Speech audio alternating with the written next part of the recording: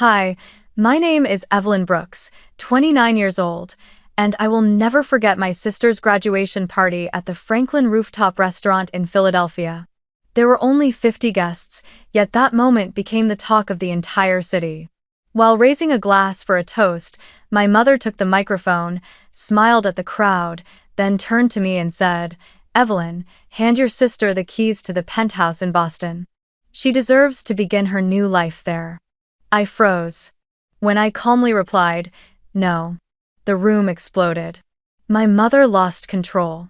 She slapped me so hard that my diamond earring flew off and rolled across the marble floor. No one dared breathe. I simply picked it up, offered my sister a quick congratulations, and walked out. One phone call.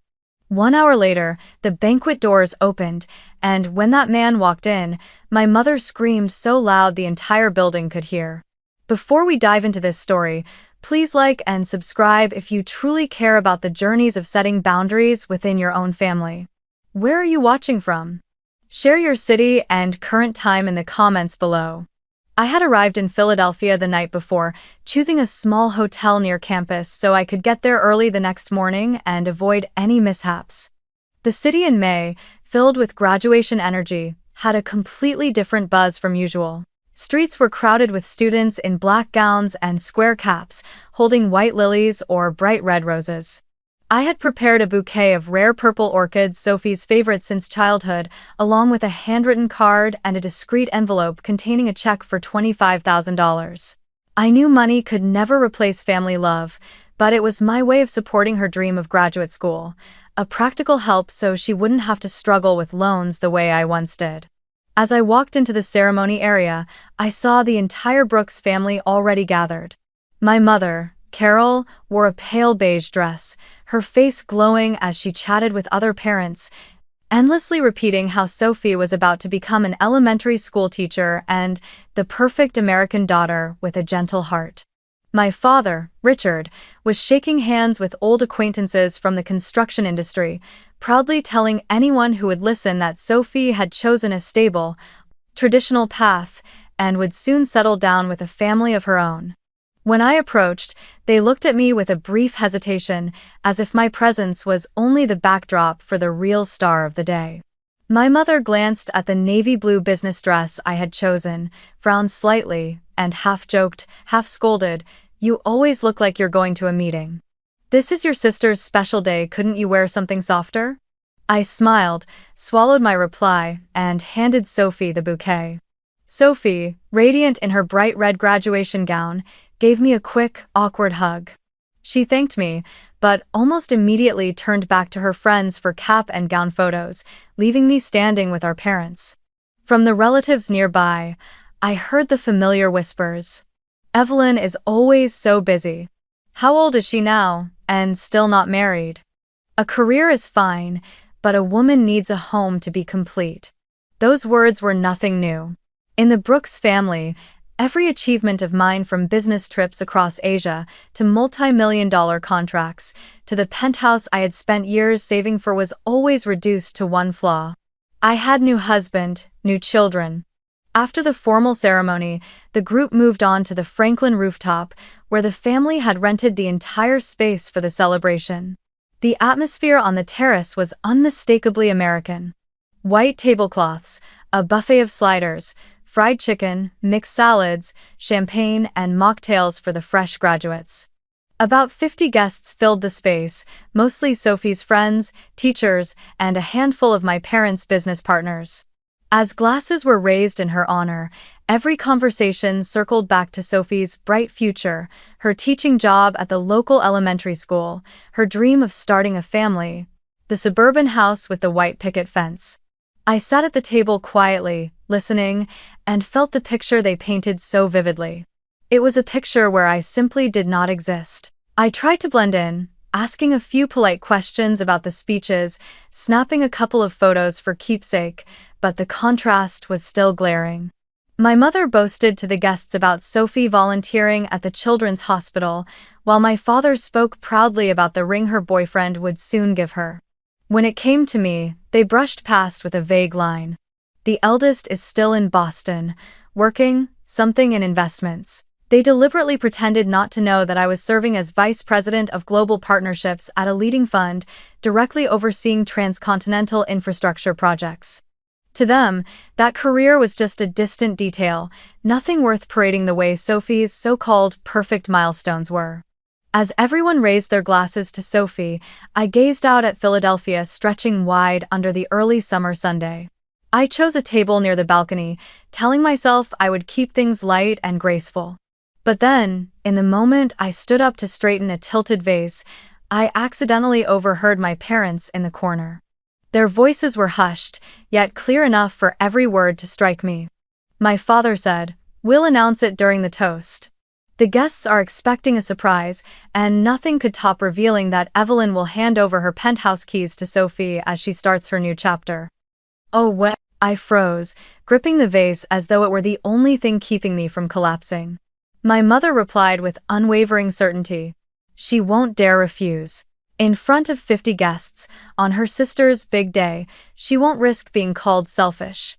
She might be stubborn at work or in business meetings, but in this family, she's still afraid of losing face. Tonight, she'll have no choice but to obey. My father chuckled softly, as if the two of them had just devised a brilliant move. They were utterly convinced I would smile, nod, and turn 10 years of my hard work into a gift to polish the family's perfect image. I stood there frozen, my breathing heavy. A part of me wanted to rush out and confront them on the spot, but reason told me I needed to stay calm. I had grown far too familiar with these subtle tactics of coercion. The only difference this time was that they had gone too far. For the first time, I saw with absolute clarity that they regarded me as nothing more than a piece on their chessboard, a tool to construct Sophie's perfect story, with no regard for whether I agreed or not. I returned to my table, forcing a composed expression while a storm raged inside me. Thankfully, my best friend Maya was also at the party. She wasn't just the college friend who had walked beside me all these years, but also a freelance journalist with the habit of always carrying a small camera. When I quickly told her what I had just overheard, Maya's eyes sharpened instantly. She pulled the camera from her purse, checked the battery and memory card, then gave me a firm nod. "I'll record everything. If they try to trap you in front of the crowd, you'll need proof to protect yourself." I looked at Maya, overwhelmed with gratitude.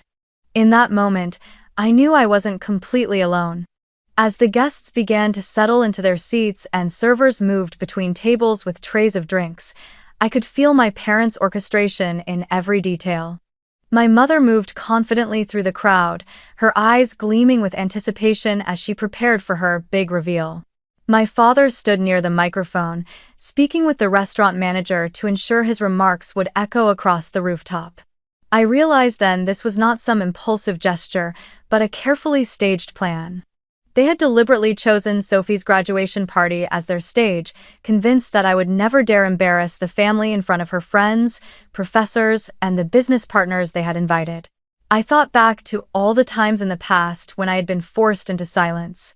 At birthdays and family gatherings, my parents would tell stories that made me seem small, from mocking me as difficult to dismissing me as someone who only ever cared about work. I used to smile and endure it so as not to ruin the atmosphere. But this time, everything was different. They weren't just belittling me with words, they were planning to strip away the greatest achievement I had sacrificed sleep and meals to earn. The penthouse was not just a home. It was proof of my identity, a fortress against all the comparisons and belittlement. And they thought I would let it go so easily. Maya sat beside me, pretending to check her phone while discreetly adjusting the lens of her camera. She whispered, "Don't react too soon, let them expose themselves. You need them to spell it out in front of everyone." I gave a subtle nod, feeling my heartbeat pound in my chest. I knew that moment would come when the entire rooftop would turn its eyes on me, waiting for my response. But this time, I was ready. I was no longer the girl who bowed her head under ridicule. I was the woman who had endured 10 years of battles, who had built her own boundaries, and I was prepared to defend them to the very end. As the soft jazz music faded to make way for the speeches, I sat up straight, my eyes fixed on my parents. They had no idea that every word and every action from this point forward was being recorded. Beneath the table, I clenched my fists and told myself that tonight might strip away the last illusion I had about family, but it would also mark the moment I proved that no one would ever decide for me again. And if they believed I would crumble under pressure, they were about to meet a very different Evelyn. The clinking of a spoon against a champagne glass rang out, quickly silencing the entire rooftop. My father stood tall, raising his glass high as if he were the centerpiece of the evening, while behind him the sun slipped below the Philadelphia skyline, streaks of orange and red reflecting off the glass towers. I watched as my mother stepped up beside him, gripping the microphone with eager anticipation, and Sophie, in her simple white graduation dress, stood close, her face glowing with joy. The guests sat with glasses in hand, waiting for an important announcement. "Ladies and gentlemen," my father began, his voice deep and steady. "Today is not only the day Sophie graduates, but also the beginning of a new chapter in her life. Our family has always believed that success is meant to be shared, and happiness shines brightest when it is doubled. That is why we are so proud to announce that our eldest daughter, Evelyn, has decided to gift her sister the keys to her Boston Seaport penthouse, so Sophie can start this next stage of her journey." For a moment, the rooftop erupted in applause and gasps. I heard the clear wow from the table behind me, and one of Sophie's professors exclaimed, "That's incredible, truly the model of sisterhood." Sophie's eyes shimmered as she placed both hands over her chest, as though she couldn't believe it, but I caught the faint, triumphant smile at the corner of her lips, a smile only I could recognize. My mother wrapped her arm around Sophie, repeating over and over, "See? You are the luckiest one. Your sister always thinks of you." A few guests wiped away emotional tears, while cameras and phones shot up to capture this so-called golden moment. I sat frozen, the glass in my hand trembling slightly. In my mind, the words I had overheard echoed again. "She won't dare refuse." They had calculated everything too carefully. They had staged an entire play, witnesses, guests, and a grand setting. They believed I would be forced to smile, step forward, hand over the keys, and remain silent while the story of the older sister sacrificing for the younger etched itself into the memories of the 50 people present. They believed I would repeat my old habit, endure quietly, never cause a scene. But no. This time, I would not allow anyone to cross my boundaries. I set the glass down on the table and stood up straight. The screech of the chair legs against the stone floor cut through the noise. Instantly, every pair of eyes turned toward me. I walked slowly to the front, each step deliberate, as if I were entering a boardroom where millions of dollars hinged on my decision. When I reached my parents, I stopped, choosing not to take the microphone, letting my voice carry clearly on its own. "I'm sorry, but I never agreed to that." The air shattered into heavy silence. Applause died mid-clap, a few glasses froze halfway to lips. I saw frowns, puzzled stares. My father blinked, his face tightening before he forced a smile and lifted the microphone. "She's just being modest, everyone. Evelyn has always been humble, never one for attention, but the decision has been made. She will hand over the penthouse." "Dad." I cut him off, my voice low and firm this time. "I never agreed. The penthouse is mine, and I have no intention of giving it to anyone." 2. The whispers spread like ripples. I heard the murmurs. "What? She refused? No way, on her sister's graduation day? How selfish." Sophie's eyes welled up with tears right on cue, and she let out a fragile sob. "Sister, I thought you loved me." My mother immediately snatched the microphone from my father, her eyes flashing with both anger and embarrassment. "This is your sister's day, Evelyn. Don't be selfish. This is a family gift, and all you need to do is hand it over." I kept my gaze steady, my voice unwavering. If it's a family gift, then the family should buy it for her. That penthouse was earned by me, not by anyone else. Gasps echoed across the rooftop. An elderly woman at a nearby table pressed her hand to her chest as if struck. Someone muttered, "How ungrateful." Another man whispered, "Does she really think she's above everyone else just because of one apartment?" I could feel the pressure of dozens of eyes, the sting of whispered judgment piercing my skin like needles. But I stood tall, my hands relaxed at my sides, my voice even and calm. Sophie cried louder, covering her face, drawing a few of her friends to rush over and comfort her. My mother glared at me, her face flushed red, her voice hissing through the microphone. "Daughter, don't disgrace this family. That apartment is just bricks and concrete. Your sister's happiness matters far more." I let out a cold laugh, enunciating each word clearly. If my sister's happiness depends on taking away someone else's hard-earned achievement, then perhaps we need to reconsider what happiness really means. Gasps erupted again, some guests shaking their heads in disbelief, others looking at me with a mix of shock and admiration. Sweat began to bead on my father's forehead as he leaned into the microphone, his voice tight. "Evelyn, don't turn your sister's big day into a tragedy. You can afford another apartment. Don't be selfish." I met his eyes squarely and replied with calm finality. "Then you can buy her one." "I won't." That moment exploded like a bomb. A young woman at the back table blurted out, "Oh my God." An older man grimaced as if he had just witnessed a forbidden act. Maya's camera stayed steady, recording everything in silence. I knew I had just shattered the script my parents had so carefully prepared, turning what was meant to be a graduation celebration into the stage for the most public confrontation we had ever faced. But I also knew that this time, there was no way back, and I didn't need one. Through my mother's furious glare, the guests' stunned expressions, and Sophie's theatrical sobs, I stood at the very center of the storm. And strangely enough, I felt calm. Because for the first time, I was no longer letting them decide for me. I had said no, and that refusal rang louder than any applause or praise could have in that room. In the split second after my words, my mother's face shifted rapidly from rage to confusion, then to something closer to despair tinged with hatred. She no longer looked like the composed hostess trying to salvage the family's dignity, but like a mother ready to use whatever force necessary to bend her daughter's will. I saw her slam the microphone down onto the table, stride across the short distance with sharp heels striking against the rooftop tiles. And then, before I could react, her hand struck across my cheek with such force that my whole body tilted sideways. The sound of the slap cracked like a gunshot. It didn't just sting against my skin, it echoed through the microphone someone had left on, amplified by the restaurant's sound system.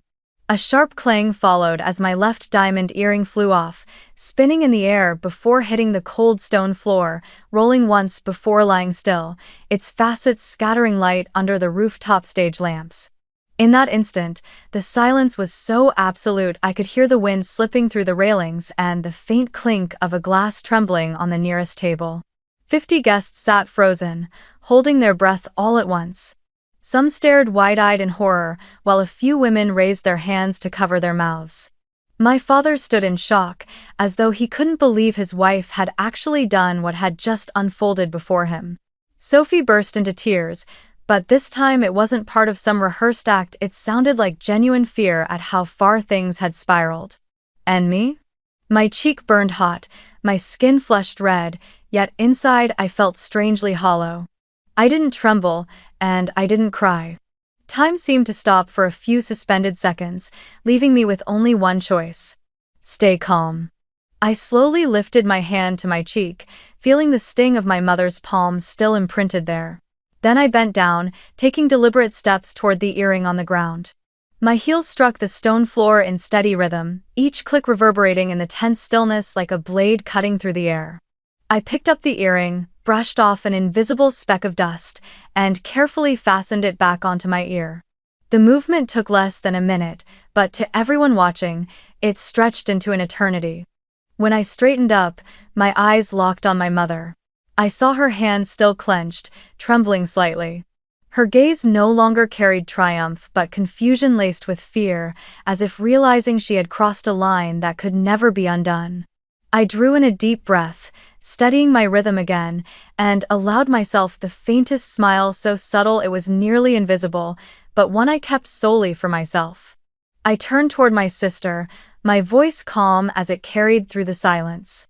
Congratulations, Sophie. I hope today's degree leads you to a future you truly want.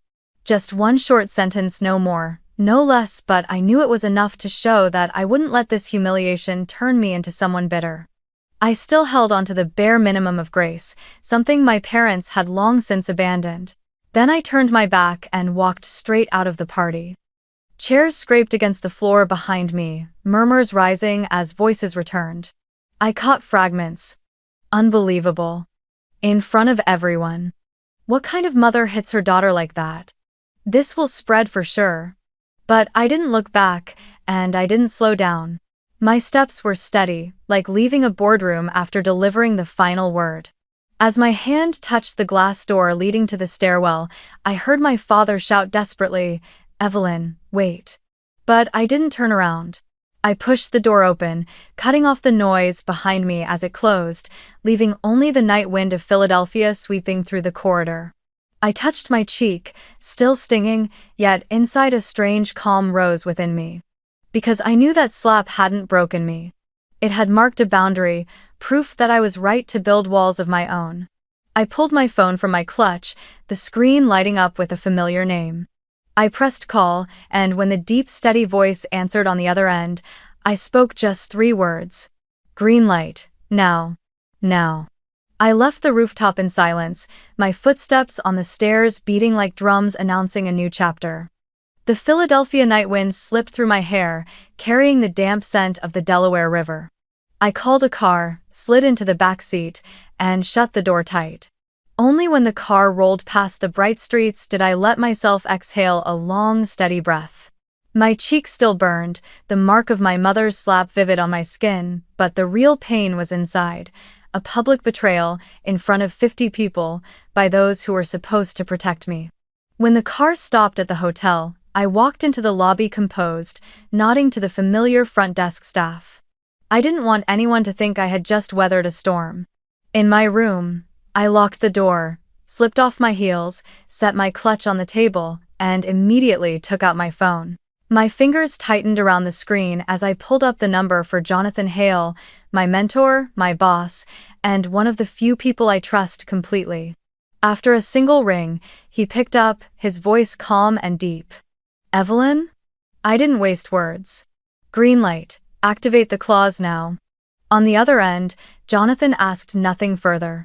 "I've been waiting for this call. Aisha is at the office, she'll send the notice within 10 minutes. Are you all right?" I pressed an ice pack from the minibar to my cheek and drew a steady breath. "I'm fine, but we need to move quickly. They tried to force a transfer in front of a crowd. We have witnesses, and we have video." I heard keyboard keys from Jonathan's side before he continued. "Perfect. Clause 12.4 inches. The indemnity agreement allows us to treat any attempt at coerced transfer as a breach. I'll use this covenant to freeze any effort to take possession." And in less than 5 minutes, an email arrived from Aisha Khan, the fund's chief counsel. Subject line, Notice of Protective Covenant Activation. Immediate effect. The body was concise and precise, citing the relevant provisions and stating, "Any attempt to coerce or pressure Miss Evelyn Brooks into transferring ownership of the property is hereby null and void. All rights remain exclusively with her." Attached was a digitally stamped PDF, sent directly to the Brooks & Sons Company inbox and to my father's personal address I had provided earlier. I knew that within minutes, Richard Brooks would open the email and feel his heart drop to his stomach. Aisha called on video right after, her face lighting up on the screen, hair neatly tied back, glasses catching the glow of her computer monitor. "Evelyn, I just sent the notice. I also drafted a cease and desist in case they continue making false public claims. If necessary, we can request a temporary protective order from the local court within 24 hours. I nodded. "Do it. Tonight they crossed a line. I want this handled not just within the family, but legally as well. They need to understand this is no longer some family drama." Jonathan's voice came in, steady and commanding. "Evelyn, you're not just protecting yourself. You're sending a message to everyone who thinks blood ties or social pressure give them the right to take what someone else has earned. You did the right thing. And you are not alone. Hearing those words, I felt a weight lift from my chest. I leaned back in the chair, letting the ice pack slip from my cheek and drop onto the tablecloth. I stood, opened my laptop, and connected to the hotel's network. I forwarded Aisha the clip Maya had recorded, showing my father's declaration, "Evelyn has agreed to give the penthouse," and my public refusal. The sharp crack of my mother's slap echoed through the audio, the diamond earring falling and catching the light on the stone floor like undeniable evidence. Aisha needed only a few seconds to watch before she said, "Excellent. This video doesn't just prove coercion, it also documents physical assault. If necessary, we can sue for assault. But for now, let me keep it as our trump card." Meanwhile, Jonathan texted me, "I'll be at the rooftop within an hour. I'm bringing 2 attorneys and a PR specialist. Rest for now, but be prepared. When I walk in, the balance of power will shift." I stared at those words, my heartbeat quickening not from fear, but from hope. I knew my parents were used to holding control. They believed the eyes of the community, the weight of collective pressure, would be enough to break me. But what they didn't know was that this time, I had the law and an entire corporation standing behind me. I sat at the table, opened my jewelry box, and removed the diamond earrings, placing them neatly on the silk cloth. One carried a tiny scratch from the fall, yet its light still glittered. I whispered, "They can't take this from me." Then I drew a long breath and typed a message to Maya. "Thank you for recording. Keep the original safe. We're going to need it soon." She replied instantly, "Don't worry, friend. I've already uploaded a copy to the cloud. No one can erase it." Outside the window, Philadelphia's lights flickered like thousands of eyes watching. I sipped a glass of cold water, steadying myself. I knew the next hour would be decisive. When Jonathan Hale stepped into that party, everything would change. And for the first time, my parents would have to face not only me, the daughter they had dismissed, but also the legal and financial consequences of their actions. Back at the Franklin rooftop, the atmosphere had grown suffocating after my departure. Guests were still murmuring, whispers laced with unease.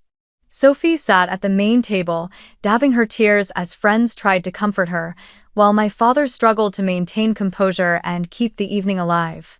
My mother stood off to the side, her face flushed red, breathing uneven. She forced a strained smile at the guests, but everyone had seen what happened. And then, at that very moment, the tall glass doors to the rooftop swung open. Jonathan Hale stepped in tall, broad-shouldered, his dark gray tailored suit and sharp navy tie radiating authority. Beside him walked Aisha Khan in a black suit, carrying a thick case file, and a younger attorney holding a box stamped with the Hale Ridge Capital logo. Their footsteps struck the stone floor in steady rhythm, pulling the eyes of all 50 guests toward the door. No one knew who he was, but the presence and quiet confidence he carried silenced the entire rooftop.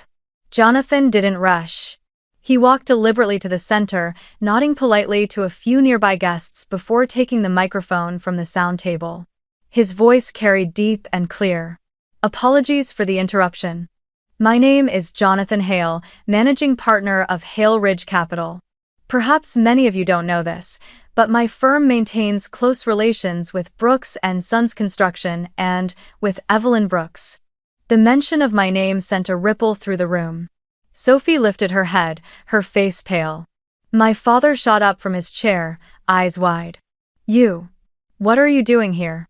Jonathan simply raised a hand, signaling Richard to be silent. He continued, his tone calm yet razor-sharp. "I am here because tonight, in this very place, an act occurred that is not only morally wrong but also legally actionable.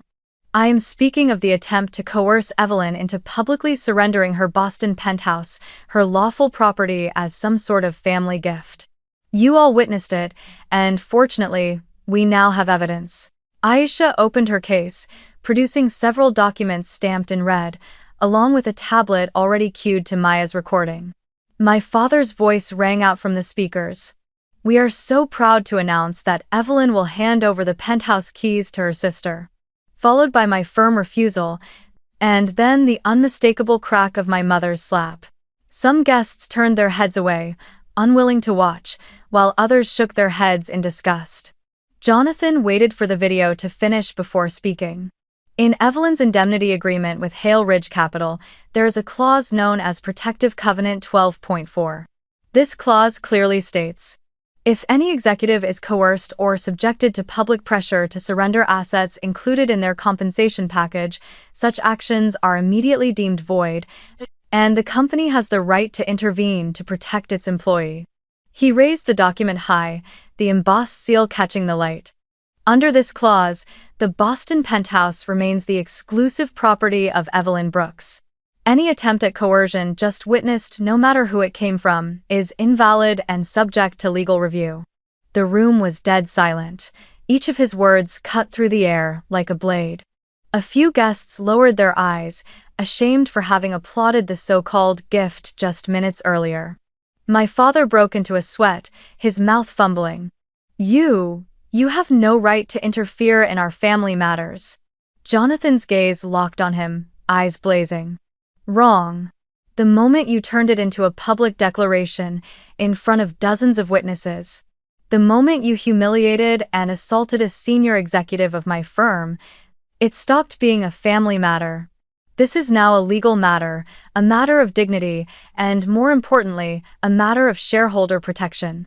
No sooner had he finished than my mother let out a piercing scream. The cry ripped through the rooftop, echoing so violently that wine glasses on the tables trembled. She clutched her chest, her face drained of color. "No, impossible. She is my daughter. She has no right to defy her family. That apartment belongs to this family, to her sister. You cannot take it away from us." Her shriek was so sharp that some younger guests instinctively stepped back, while a waiter, startled, dropped an entire tray of glasses to the floor. Jonathan did not flinch, standing calm in the middle of the chaos. He lowered the microphone slightly, his voice firm and unyielding. "Mrs. Brooks, no one here is taking anything from anyone. There is only one truth. Evelyn purchased that penthouse with her own hard work. You struck your daughter in public, then tried to force her to surrender what she earned. That is not family love, that is coercion." Every eye in the room fixed on my mother, and for the first time, I saw her stripped of the proud composure she always carried. She trembled, stepped back, and screamed again as if to banish the truth. "She owes us. Without us raising her, she wouldn't have what she has today." But her words only fueled the guests' murmurs. A professor at the next table whispered, "Unbelievable. To treat your own child like this after her success." Another parent shook their head. "Shameful." Aisha stepped forward, placing the notice squarely on the main table, her voice cutting like steel. "From this moment on, any attempt to seize or publicly pressure Evelyn Brooks into transferring the penthouse will be treated as a violation of the law. We hold full evidence, witnesses, and binding clauses to bring this case before the court." I stood by the door, having returned after Jonathan's message, and watched the scene unfold. My mother buried her face in her hands, trembling under the weight of the whispers. My father stood frozen in place. Sophie collapsed into her chair, her expression hollow as every illusion of a sister's sacrifice dissolved into smoke. I stepped forward, my gaze sweeping across the guests before settling on my mother. And in that instant, I knew the balance of power in our family had shifted forever. My mother's piercing scream still echoed against the glass walls of the rooftop when Jonathan stepped forward and placed the microphone on the main table. He didn't need amplification, his deep, commanding voice cut through the murmurs with ease. "Enough," he said, each word striking like a hammer. "I am not here tonight to argue. I am here to set conditions, and the Brooks family must make a choice now." The space fell silent, every guest holding their breath. Jonathan turned directly to face my parents. "Richard, Carol, you publicly claimed ownership of an asset that does not belong to you. You attempted to use social pressure to coerce Evelyn into surrendering it. And worst of all, Carol, you physically assaulted your own daughter in front of 50 witnesses." He paused, letting the words settle like stones. I saw my father swallow hard, his once ruddy face turning pale, while my mother stood rigid, eyes wild, cornered like an animal with no way out. Jonathan opened the folder in his hand and drew out 3 documents. He laid them on the table, tapping each sheet slowly with his finger. I have 3 demands, and you have 48 hours to comply. 1. Issue a public apology to Evelyn, not just within the family, but to the community, the press, and your clients. 2. Formally acknowledge that the penthouse is Evelyn's lawful property and cease any attempt to seize or pressure her over it. 3. Immediately end all interference in her personal life and assets. If you fail, I will take the next steps. He raised his head, his gaze sharp as a blade, sweeping across the entire room. What do you mean by next steps? My father asked, his voice trembling, though he still tried to appear firm. Jonathan didn't hesitate. It means I will call an emergency meeting with the Brooks and Sons Board of Directors. I currently hold 38% of your shares. I have been waiting to see if you could uphold dignity and run this company responsibly. But after tonight, I have every reason to doubt your leadership, Richard. The board will vote no confidence, and I will make sure there are enough votes to remove you from your seat. The working capital for the Jersey Shore expansion project will be pulled immediately. And I will go public with the press, stating that your family's conduct tonight is the reason. Do you think your major clients will still want to work with you then? The room was so silent that the faint crack of a wineglass breaking under someone's grip rang clear.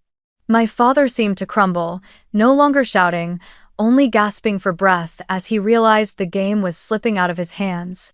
My mother was different. She clenched her teeth, her voice shrill and bitter.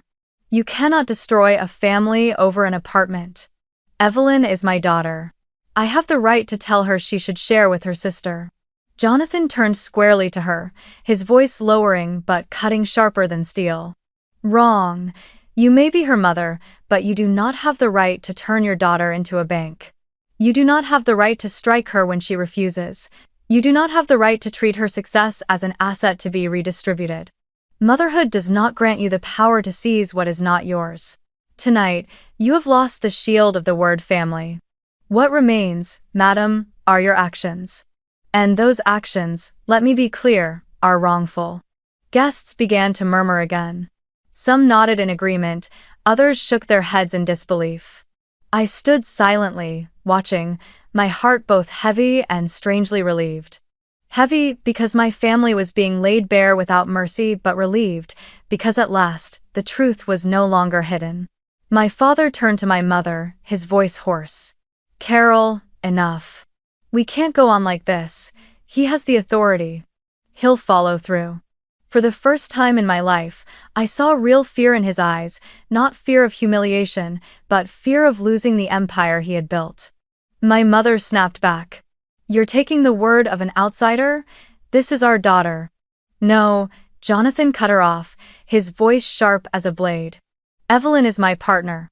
She is a vice president of international development, managing hundreds of millions of dollars, and the very reason my firm invested in Brooks and Sons. She is no longer the child you think you can mold. She is a leader. And you just publicly tried to steal her achievement. I watched my mother fall silent, her eyes darting around, searching for support among the guests only to find cold, unsympathetic stares. Her excuses only made her smaller. Jonathan snapped his folder shut, his tone final. You have 48 hours.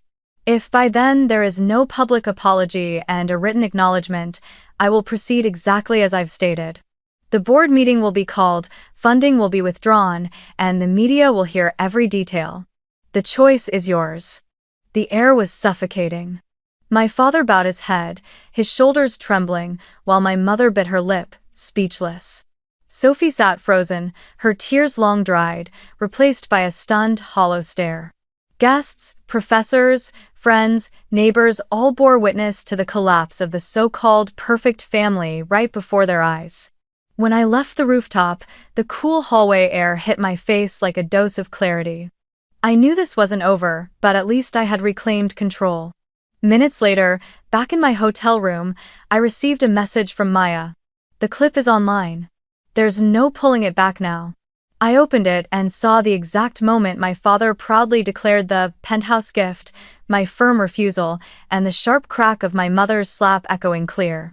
The flash of the diamond earring rolling across the floor lit the frame like a cinematic shot.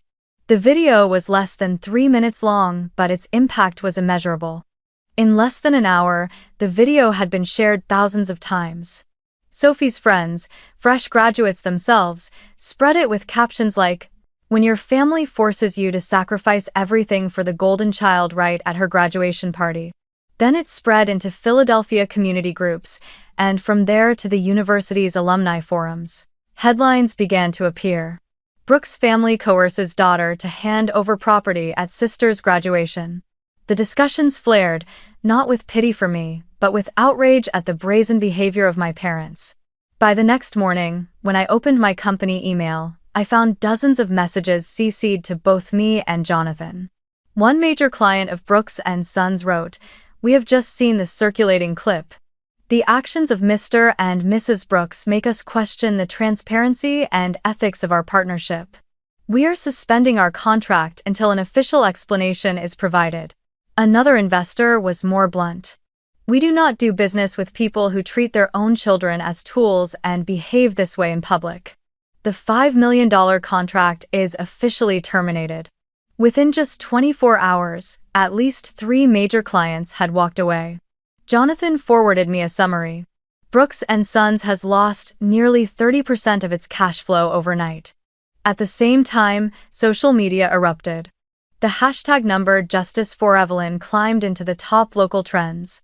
A professor from Sophie's University posted, "As parents, your role is to lift your children up, not to take from them." I witnessed this with my own eyes, and my heart breaks for Evelyn. The post was shared thousands of times. The Harvard Business Club alumni group in Philadelphia even featured the clip on their forum, discussing how traditional families often exploit the successful child to compensate for the golden child. Reading it, I felt both bitter and relieved. At last, what I had endured for years was being exposed. While I stayed silent, the community did the rest. A local newspaper quickly ran the headline, "Violence and Coercion at Graduation Party. The Brooks Family Scandal." The article described in detail how my mother slapped me, the sound amplified through the microphone, and Jonathan Hale's intervention. The story soon spread beyond Philadelphia, picked up by business news outlets under the angle, "When family drama threatens an entire company." That afternoon, I received a message from an old friend who had once worked at my father's firm. "Evelyn, the board is in chaos. They've been in emergency meetings since morning. Half the executives are demanding Richard step down temporarily." I sighed, not triumphant, but with the sense that a massive wheel had begun to turn, unstoppable by anyone. In Philadelphia, where my family had lived for decades, word of mouth spread faster than social media. Neighbors who once admired the Brooks family now whispered, "So the perfect facade was just an act." One of my mother's close friends, who always bragged about Carol having 2 wonderful daughters, now sneered. "One gets slapped in public, the other is spoiled into uselessness. What kind of family is that?" Every word cut into the very pride my parents valued most, the image of being a model family in the Philadelphia community. Jonathan sent me a detailed report late that night. His message was concise. 3 major contracts lost in 24 hours. 2 partners in Japan and Germany are demanding explanations this week. The board is preparing a no-confidence vote. You don't need to act. Public opinion has already done it for us. I sat by the hotel window, looking down at the city lights, and for the first time in years, I felt no burden to explain or prove myself. I was no longer Evelyn who kept silent to preserve family harmony. I was Evelyn who had been publicly defended, and this time, the truth was on my side. Meanwhile, Maya continued tracking the waves of social media. She called me, her voice low. The clip has passed 500,000 views. Women's rights groups, labor protection forums, they're all sharing it. "Evelyn, you've accidentally become a symbol for people who've been dismissed by their families." I gave a weary smile. I never meant to be a symbol. I just wanted to keep my home. Maya replied, "But people see their own stories reflected in yours, and that's where the power comes from." That same evening, a journalist called to request an interview. I declined, making it clear I didn't want to turn a family scandal into a spectacle. But I agreed to send a brief statement. Personal assets and hard-earned achievements are not bargaining chips for family theatrics. I believe everyone has the right to protect what they've built. That short message was published in the local paper and spread everywhere. While the public buzzed with outrage, the curtains at the Brooks estate stayed tightly drawn. A former housekeeper messaged me that my mother hadn't dared step outside all day, while my father fielded dozens of calls from partners and shareholders. His voice hoarse from trying to explain, but no one wanted to listen anymore. I pictured the scene, the man who once sat so confidently at the head of the table now hunched over in defeat, and the woman who had slapped her daughter to assert power now forced to face the condemnation of an entire community. And this was only the beginning. The domino effect had been set in motion. One slap on a rooftop had spiraled into a shockwave, shaking the company, the community, and the perfect family image they had tried to stage for decades. I returned to Boston. The early train carried me back to the harbor city, where glass towers caught the glow of the summer Sunday. I wanted to be in my own space again, within the soaring walls and windows of the penthouse, the one place I could breathe easily after everything that had happened. I hadn't even unpacked my suitcase when the phone began to ring relentlessly. Unknown numbers, the house line, and long texts from relatives.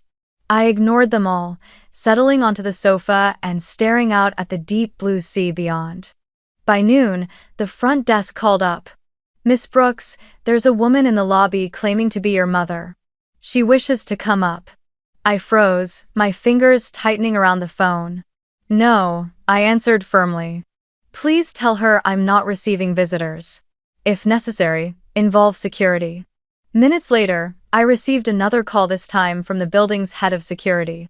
His voice was steady and resolute. "Miss Brooks, we've explained to Mrs. Carroll that this is your private property. She cannot enter without your consent." I inhaled deeply, my chest heavy yet strangely light. At last, I had real boundaries and people to enforce them. Unlike all those years before, I no longer had to endure alone. But just an hour later, the front desk called again. "Mr. Richard Brooks is here to see you. He says he only needs 5 minutes to talk." I sat in silence for a long while. Of all people, I knew my father was the more pragmatic one, the one who usually recognized when it was time to stop. I agreed, but I insisted that security accompany him and that he be allowed upstairs only with a scheduled escort. 30 minutes later, there was a knock at my door. When I opened it, I barely recognized him. Gone was the powerful man I'd grown up with. His hair was disheveled, his eyes sunken, his suit wrinkled as though he had slept in it. He stepped inside, hesitating, before finally blurting out, "Evelyn, I'm sorry." I sat on the sofa, keeping a careful distance, my gaze steady. "Sorry for what, Dad?" He sighed, his eyes darting away. "For that night. For what your mother did. We shouldn't have brought up the penthouse in front of everyone. But you know, our family has always expected a lot from you.